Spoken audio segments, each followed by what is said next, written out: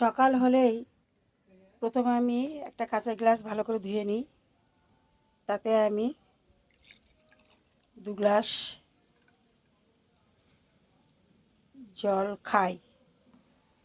এই 2 গ্লাস জল খাওয়ার পর তারপরে আমি অন্যান্য জিনিস আজকে আমি ভিডিও করে দেখাবো আমি রোজ সকালে কি খাই। এর আগে একটা প্লেটে করে সাজিয়ে নামগুলো লিখে দিয়ে স্টিল ছবি পোস্ট করেছিলাম। আজকে সেটারই একটা ভিডিও করছি। একটা থালায় সমস্ত কিছু সাজিয়ে নিলাম।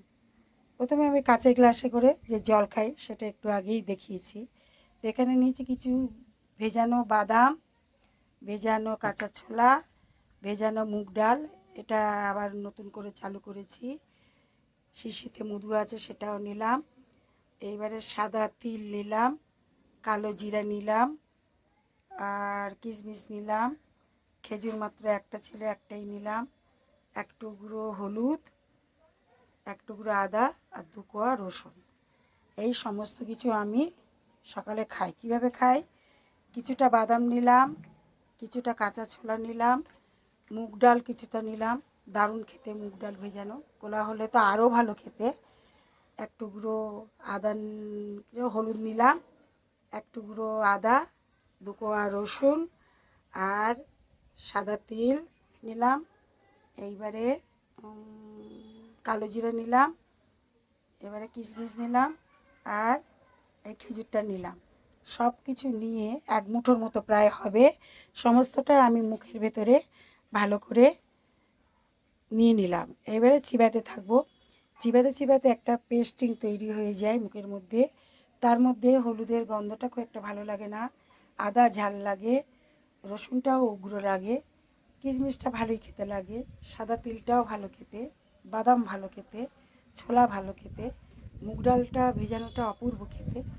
আরও সুন্দরভাবে মুখের মধ্যে চিবানোটা ভালো লাগবে বলে একটু মিষ্টি জাতীয় খাবার চাইছিলাম। মিষ্টির মধ্যে এই মধুটার থেকে 1 চিপির মতো মধু আমি খেয়ে নিলাম। এই চিপি না, ছোটো চিপি বা একটা চামচের মাপে খেয়ে নিলাম। চিবিয়ে ভালো করে চিবিতে থাকলাম, এবার খেয়ে নিলাম, খেয়ে জল খেয়ে নিলাম, ব্যাস হয়ে গেল। এরপরে আমি প্রায় 5:30 নাগাদ উঠি।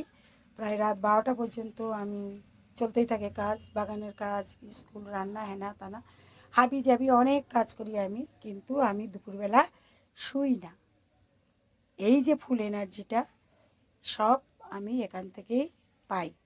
এটা আমার স্বাস্থ্য টিপস। ওইসব খাওয়া দাওয়া করেই তারপরে বাগানে চলে আসি, বাগানের কাজ করি।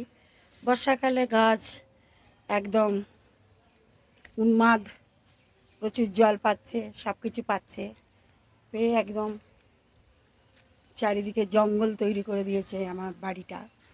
সে যাই হোক, বাগানের কাজকর্ম কিছু করি। মর্নিং ওয়াক তেমনভাবে আর হয় না, ছাদটা খুব স্লিপারি হয়ে গেছে। পদ্ম গাছের কাছে এলাম, দারুণ লাগে সময়টা কাটাতে। এইসব করি, রোজই করি, দারুণ লাগে। চারিদিকে ফুল বাগান, এটা সেটা খুবই সুন্দর।